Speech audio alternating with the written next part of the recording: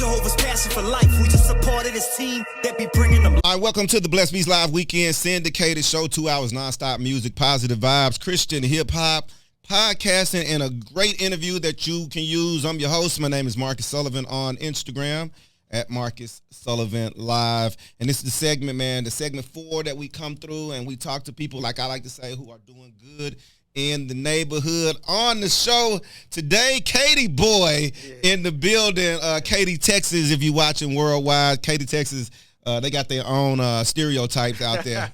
I'll definitely get into it. But Roderick, Batson, what's going on, bro? Yeah, man. Blessed. Thanks for having me. Man, I know people are watching this already and see the guy coming in here. He's swole patrol and you got medical uniforms on. Yeah.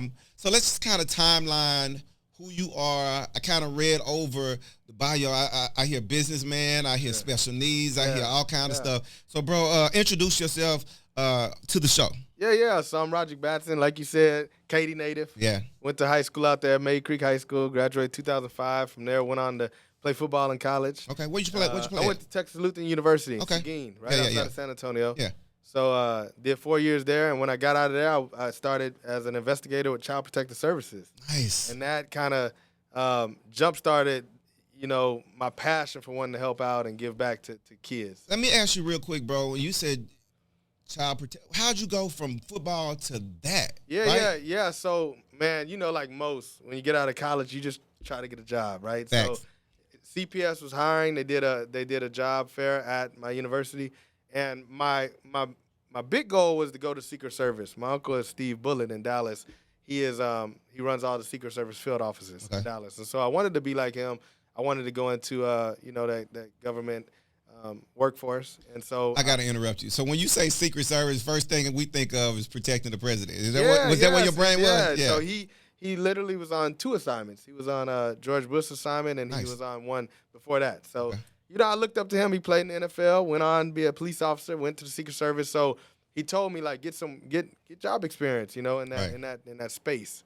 And so I went to CPS as an investigator to try to pad my resume, But God had other plans for me, and so I kind of took another route. I love it, especially on this show. We talk about the plans that God has for us, man. Ball player. I'm an ex-ball player myself, and as God would have it, man, I would have a 20-plus year career in media as a shy introvert dude. So here we are. But, man, so it's tell me where the pivot came at, right? I love saving lives. I love going into these homes and helping these kids out that are in abused and neglected situations. But working for the state at that time was a struggle. The pay it was tough. Yeah. The hours were long. And really? Yeah, and the turnover was high. And so, like a lot of careers, you feel like you're being punished when you're one of the good investigators. Okay. I was one of the ones that wanted to take on the tough cases.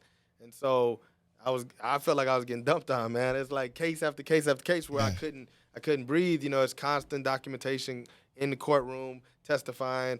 And you just an investigator at the time. That's it. All right, let's unpack that right there. When we talk about being Child Protective Services investigator. Mm-hmm. All right, so I don't know where you are watching this or listening to this, but when I think of, is that like a PI, private investigator? Well, it is and it isn't. So as a Child Protective Service investigator, we're the initial contact in the home. When we get an intake, say somebody's called because a child is at school with a black eye or bruises or whatever, they call us first. We come in and we talk to that child first, and then law enforcement comes after us. Reason being, we don't have to read the Miranda rights to a parent. Yeah. So once a law enforcement agent reads Miranda rights, a lot of people say, hey, I need an attorney.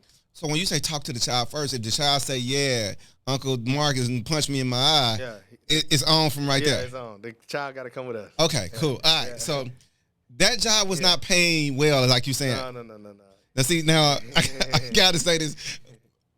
Well, got to be in perspective, because for you. Well, okay, so I take it back. So it pays. Okay. But the amount of work in relation to what I was getting paid to drive all over the city it became a lot over time. Got it. So just like a lot of us, man, we're in a career that we thought that can be promising, but when we get in it, it just don't pan out to like what we thought. All right, so doing that, what was the next step? Because this obviously not doing fulfilling you how you want to be fulfilled. All right. Correct. Well, it was. So it was to this day. I mean, it's one of the most rewarding things I've done. You know, going inside of a home and helping a child get removed from a situation that they're being traumatized in was amazing. Yeah. Again, it was just the financial aspect that was challenged. But so from there, I met a surgeon. I met a spine surgeon in San Antonio who lost his medical sales rep, and he basically said, "Look, I'm looking for a loyal person, somebody that, you know, won't leave me high and dry like my previous rep did." And so I said, "Man, I don't really know much about the medical field, but I'll take a leap of faith and try." And he gave me that shot. And so I literally went from being an investigator one week and the next week being in the operation room in spine surgery. Straight up like that, bro. Learning acronyms and what, you know, an anterior was, a posterior. I mean, literally, I knew nothing about the medical field, but he shared the same vision as me. You can teach somebody, you can educate somebody on a career. You can't teach them like loyalty, hard work, and stuff like that. Yeah. So he was looking for characteristic traits in an individual that can't be taught, essentially. And so he taught me everything in the medical field I needed to know. Man, this story, I thought it was gonna be some kind of trek to the medical field, but Doc, how was your faith, right? Because I'm assuming you was always been a part of the faith, right? Yes. Your child protective services, you rescuing kids essentially, right? And you at a place to where when you get home at night, it's already not fulfilling you financially where you want to be. Yep. Is this mentally messing with you? Like you just got a crazy story of ... yeah. Right? So, yes and no. I was young at the time, had no kids at the time. So financially, it was challenging. But the more challenging part outside of the financial piece was there was a particular case where I removed the child from a home, and I promised that child that they would never go back into their residence again. And like a lot of people know, if you understand the system, you can beat the system. So the mom was very familiar with the system. She played her cards the right way. We got to court, and the judge released the child right back into the mom's hands. And the child looked at me when I was on the stand and was like, do I really have to go back? And it was out of my hands at that point. So from that day forward, I was like, this is really not for me because I'm not the end-all, say-all, be-all. And I really hate lying, especially to a kid. If you tell a kid, I got you, I'm going to remove you from this, you'll never have to go back. And to see them go back and then get re-abused again is a challenge. And so that was the last straw for me. So your faith was, it had to be challenging right there, just on your faith, because it's out of your hands, right? It's ultimately God's hand. All right, so now, blink, blink, we are in a operating room. All right, man. Tell me about the first experience of being in there, and what was the position called? Yeah, so I was a medical sales rep. I'm bringing the instrumentation in the operation room that the surgeon is using for surgery. So anything that is implanted in that patient, I was bringing it to that case. And the first surgery was a catastrophe. There's sterile tables in the operation room that you're not allowed to touch. Well, I didn't know that. I come from CPS. I don't know what's sterile, what's not sterile. So I'm touching anything, doing whatever. Yeah. They almost had to cancel the surgery, you know. But again, it was a teaching moment. And so by the grace of God, the RNs in that room and the anesthesiologists and everybody, they loved my personality, and they huddled around me and kind of showed me in an expedited way on sterile technique and how to be a rep. So I got real live on the job training in 1 week, and it was a beautiful thing. Go back and tell me about the guy who said he needed you. He don't walk out on me like the last person. You still got a relationship with him today? I do, yeah. It's one of my best friends, my closest friends to this day. Yep. Yeah. And he's very influential in my life. He's a great mentor, and I still am very close to him to this day. Yeah. I'm going to put a pin right there, because at the end of this, I want to hear how you reach back and grab the next person, right? Because I think that's ultimately what God wants us to do. Correct. As we continue to bless the world with our gift and talents and our purpose, I always feel like, man, God is like, man, you get to a certain point, God is like, but what about that dude that was you? Correct. You know what I mean? Correct. All right, so how long were you doing that before you became the business entrepreneur? Yeah, so I was doing that for 3.5 years. And so I was doing that for 3.5 years. I grew that company. I scaled it, and they wanted to pull out of the San Antonio market. I was living in San Antonio as a rep, and they wanted to pull out of the San Antonio market. And it, again, God just spoke to my heart and said, you know, you've brought all these accounts on to this company you're employed with. why don't you just do that for yourself? Yeah. And so I reached out to the surgeon who initially brought me on and said, man, what do you think about this? He said, man, you're a genius. A lot of people take the safe route, but you can be very lucrative if you take a risk. You're the piece to the company, right? Yeah. If the company hires you, they're going to give you X amount of dollars, but you're going to bring them 100 times that. Right. So why don't you do that for yourself? And so I did. And how old were you at that moment? man, I was 29. 29 years old, and literally the guy who's telling you to leave is the mentor that brought you in. Correct. And he had a big investment at one time with the company like that I was starting, and I didn't know that at the time. And so it was amazing to see somebody that could have used me, could have steered me left instead of right. Made all the money off it. Exactly. For the sake of padding his pockets or helping his big dream, but he really gave me the real game. And so that's why I'm so adamant and passionate about what I do now and try to share everything that I can with the people I can. Right now, I want you to talk about Roderick Batson right here inside the Blessed Beach Live Weekend Syndicated Show. I want you to talk about that point in your life, right? Because it's got to be scary, right? You had this one vision. God wakes you up in an operating room, right? And now the guy who brought you in is telling you, bro, you a genius. Right? You're like, well, God, I just wanted to play football. Here I am, right? So what was talking about the level of fear and the step you took because I'm assuming you went kicking and screaming, like, oh, Lord, here we go, right? Yeah. Well, a lot of people say that. So I really didn't have much fear because, again, I knew I could fall back on where I came from, which was CPS. At the end of the day, I left in good terms. I'm always leaving in good terms. I'm not an advocate on, like, burning the house down when you leave. Relationships are everything. So I left properly. Yeah. I told them exactly what I wanted to do, why I wanted to do it, and I still helped out in the transition out. So I knew that if this plan failed, this plan of being an entrepreneur failed, I can go right back to where I was. Yeah. And it was fulfilling in a sense because I felt like I was carrying out my purpose. So do you recommend that for people to have that backup that, man, listen, try it, bro, but have that, or are you a no-net person? Ain't no net down there. Let's go. Where you at? I'm in between. There's times, it just depends. It's situational. But because there are times where I jump with no net. But then there are times where I'm like, well, you need a fallback plan because it's a risky bet. I didn't see this as a risky bet. Entrepreneurship or what? Entrepreneurship. I didn't see it as a risky bet.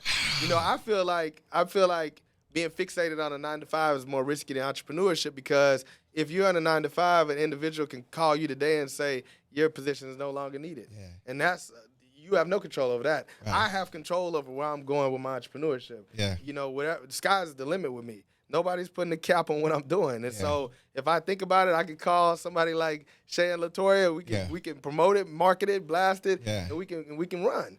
I don't have to ask for permission. And so I feel like 9-to-5 is more risky than entrepreneurship.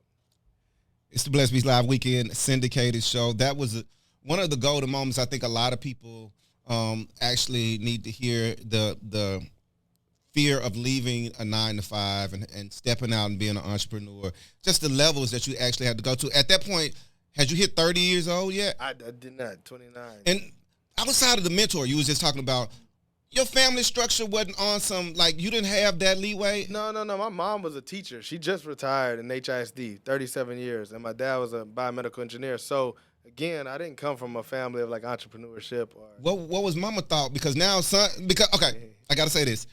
For me, I'm from Memphis, right? Literally, I grew up with nothing. I took the risk. I took a football scholarship, came to U of H, played football at U of H, and then jumped into a career in radio. Right? I'm from Memphis, bro.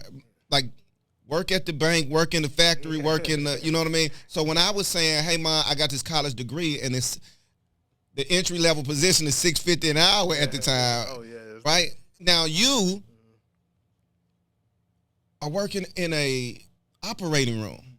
You making some money, and now I'm going to leave this and go do this entrepreneur. Hey, Mama, guess what? What was that conversation? Yes. And speaking of Memphis, my family's in Memphis, the Reeds. I have a lot of family in Memphis. But, yeah, my mom, bless her heart, they came up differently than we came up. Opportunity-wise, it wasn't as many opportunities given to them as were to us, right? So she was hesitant and reserved and try to tell me, no, you need to be grateful, stay where you're at. But that's all they knew. But again, it's one of those situations where sometimes you just got to trust yourself and trust your faith and bet on yourself. The best bet is on you. And so she didn't know what she didn't know. Yeah. You have to show her. Yeah. And that's what I did. Is she a believer today? Oh, she's a believer. Yeah. But my mom's a believer for sure. Yeah. I love it, man. Yeah. We just got the background story on you, Roderick. Day one, entrepreneurship. I take this leap. Pray to God. Here we go. Where do I start? Where does it start? Finding your passion and finding your calling, your passion, and walking in your purpose is where I started. Just kind of having a vision and a goal of like, what is it I'm really trying to do? And I think finding your niche is everything. Like, what is your niche? And since I was new to the medical space, I didn't come in with any pre-knowledge of anything. I really looked at it for what it was, and I said, there's so many loopholes in this. There's so many things that can be done better.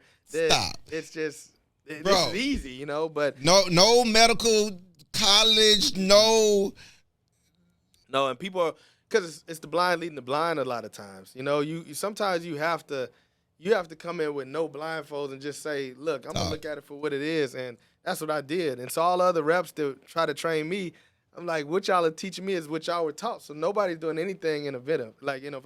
Everybody's just doing the same thing, man. Yeah. And now I hire some of those guys that were training me because it takes somebody to be a trailblazer sometimes. Like what Deion Sanders is doing, it's outside the box, but it's working, and it's not what you've seen in the previous years, but it doesn't mean that that's wrong. Yeah. You have to you got to go with your moves sometimes. Let's get into it, man. Let's get into some of this.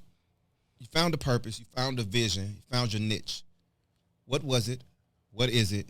And what are we doing today? Yeah, so mine, well, now my ultimate purpose was to give back. It's the same thing I was doing with CPS, but now I can do it without relying on like any financials. I can really just do it out of genuineness in my heart.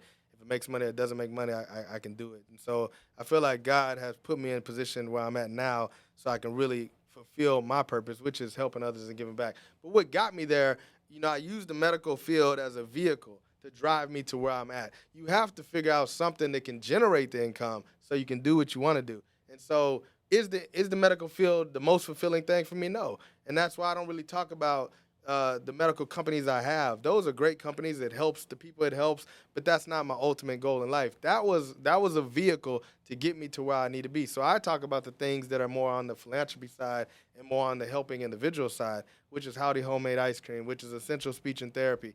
These things are helping populations of people that are the voiceless. These are people that are overlooked. These are people that are underserved, and these are people that need a lot of resources given to them.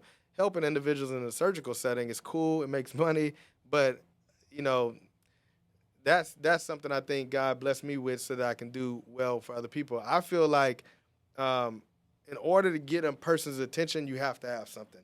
If I come around looking bummy or I pull up in something that people don't want to say, nice car or whatever, they don't listen. I try to give them advice, but they're like, what do you know? You don't have X, Y, and Z. Yeah. And is that right or wrong?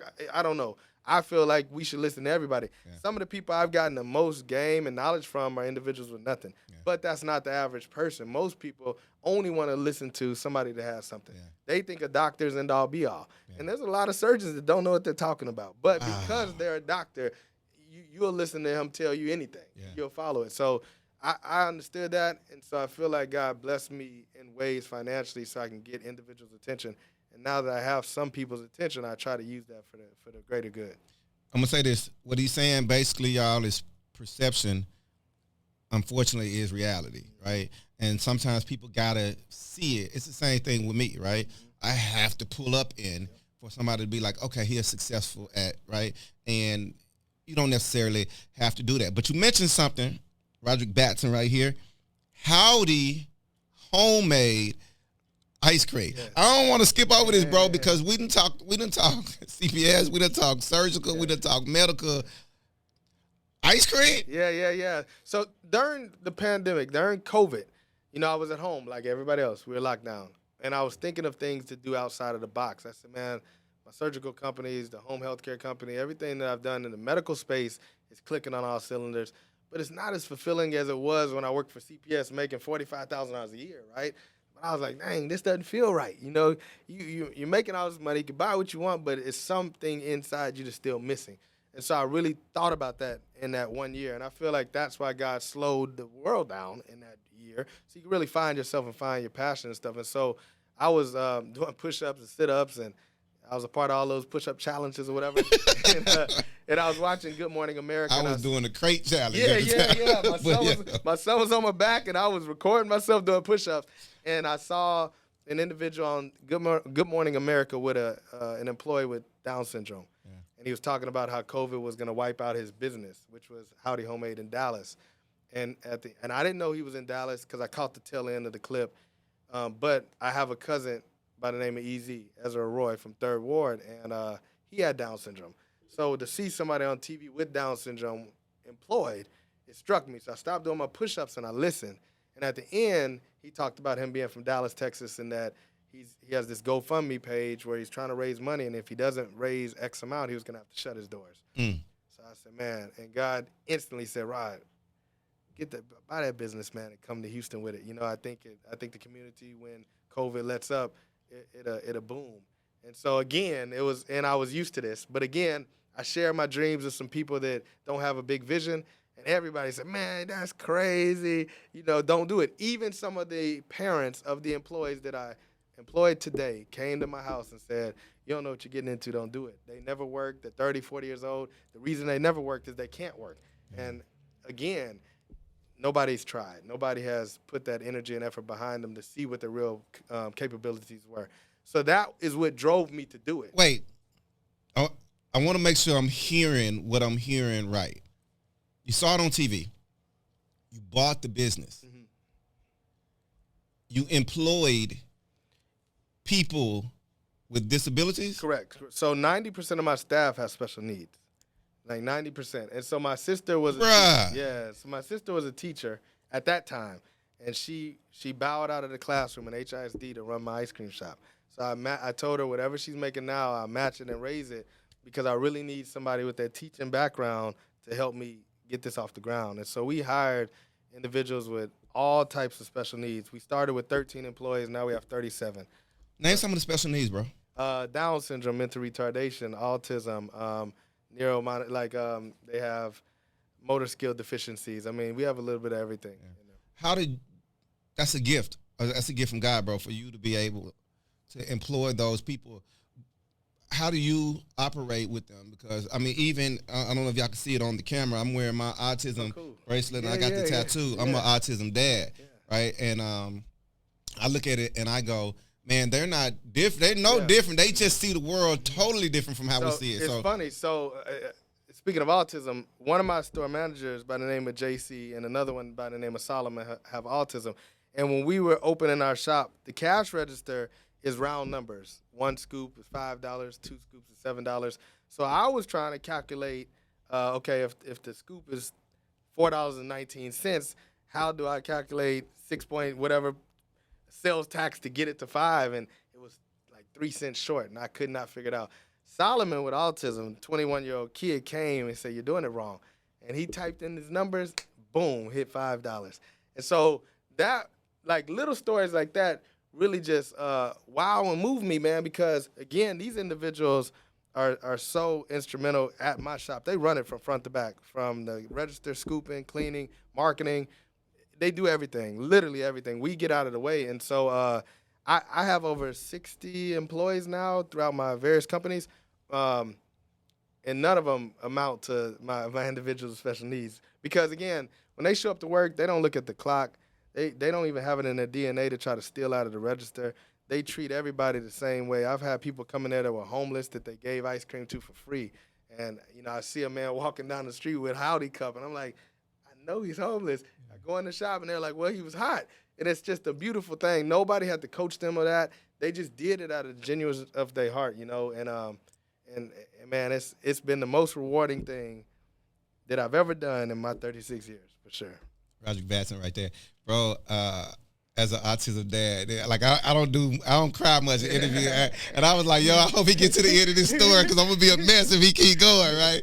But bro, that part of the story is. I was supposed to be talking to you about the ice cream. Like you started an ice cream joint, right? Yeah. And that's yeah. So I talk so much about the mission because the ice cream is amazing. The ice cream is amazing. It's funny. I drove to Centerville, Texas. It's in between here and Dallas to meet the founder, Tom Landis. And when I met him for the first time, we had talked on the phone for 2 weeks. And he was trying to talk me out of buying it, and I said, I'm not backing down. Just meet me. And so I met him with a checkbook. And I had my wife and I had my dad with me and my son. We get there, and I said, how much do you want? And he told me the price. I said, here you go. And they tapped me. They said, man, you haven't even tasted the ice cream, man. You going to buy ice cream? Did you buy it based on the mission of the joint? I was sold on the mission because I understood through my cousin with EZ how amazing they are. But in public school setting, we separate them, so you don't get to vibe with them the way I was able to vibe with EZ. And I knew if the community got to see them the way I saw my little cousin, they would jump behind them the way they've jumped behind them. And so that was my whole thought process. It wasn't driving the ice cream because Dairy Queen has good ice cream, Ritter's has good ice cream, all these people have great ice cream. We have amazing product because it's homemade, and I do think our product is better than all of them. But they have a good product also. What these other companies don't have is my employees. And so I focus on my employees because I personally don't think any business in America can go head up with my employees with special needs. Well, when I tell you I love that because, and I'm relating this back to my son, 8 years old. You go to my Instagram, you see him all the time. He's created his own YouTube page. He found his lane in talking autism because he knows parents will watch him, right? Mm-hmm. So many subscribers. He's already monetized, 8 years old, right? And even these cameras that I'm talking on and I have in these studios, he set all this up, mm-hmm. right? I actually serve in my church, and I worked in the sound and audio team for years, right? And he was into the instrumentation and the praise and worship. Yep. He came to the booth, and now he 8. Mm-hmm. He's 8. I don't even go to the booth anymore. He runs the visuals for a major church, mm-hmm. 8, right? So, bro, I love that story. So, you got 3 businesses. Yeah. All right. So we talk the medical, mm-hmm. special needs, and this third business. Okay. So the third is essential speech and ABA. So it's a action behavioral clinic for kids with autism. We're focusing on kids 18 months to 6 years of age, so we can help them get acclimated with whatever setback they're facing, so that they can integrate into a public school setting in kindergarten. Yeah. So we're focusing on the youngsters, but we provide speech, occupational, and behavioral therapy to this population. And so I'm opening up my first clinic in Cypress, Texas, grand opening this Sunday. But I'm hoping to open up more because the more I research it and the more I hear about them, again, it's just it's a sad situation where individuals aren't doing right by a population that needs a lot of help, right? And so I really want to set forth and kind of be seen as the golden standard. My sister, again, is the one helping me head this up because she has that passion. She has that teaching background. And so I'm hiring individuals that are highly, highly educated and not just educated but have a passion for this population so that we can do right by the population. I'm going to do this part right now just because of what you said. Say this again. Say it right for the camera. You're hiring for. Yep. So we're hiring individuals for essential speech and ABA. But I want to make sure that the individuals we hire are not just educated; they have a passion for what they're doing. Dude, your heart is so big that this all started with CPS, basically. It did, and God looped it right back to what I was doing then, which is helping kids. I just didn't know I was going to help the kids with special needs. And the more that I think about it, the majority of the kids that I saved when I was with CPS had special needs. It's the young population that are nonverbal and had low IQs. And so they'll get on the stand and testify, and a defense attorney could just annihilate their testimony because you could say, well, look at his IQ level. Yeah. He doesn't know what he's talking about. You can't understand what he's saying. Yeah. And so a lot of kids that are severely abused and neglected have have some type of disability or form of special needs. Yeah, I love it, and I'm gonna get to that grand opening. But I gotta ask you right now, bro. You said your wife, your father too, right?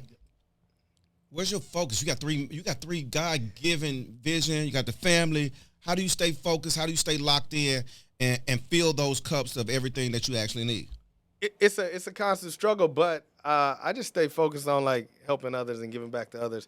So somehow, somewhere, I still make it happen. You know, I'm there for my kids. I'm at home. I work from the phone a lot, so I've hired some amazing individuals that they can be present so that I can be with my kids. Yeah. But at the end of the day, I am spread thin. I can't lie to you about that. Yeah. But it's a beautiful spread thin because you are helping so many people on the path. Yeah. I heard on an interview with Kevin Hart, he was talking about, man, my team. Mm-hmm. You can't crack this bubble. This team.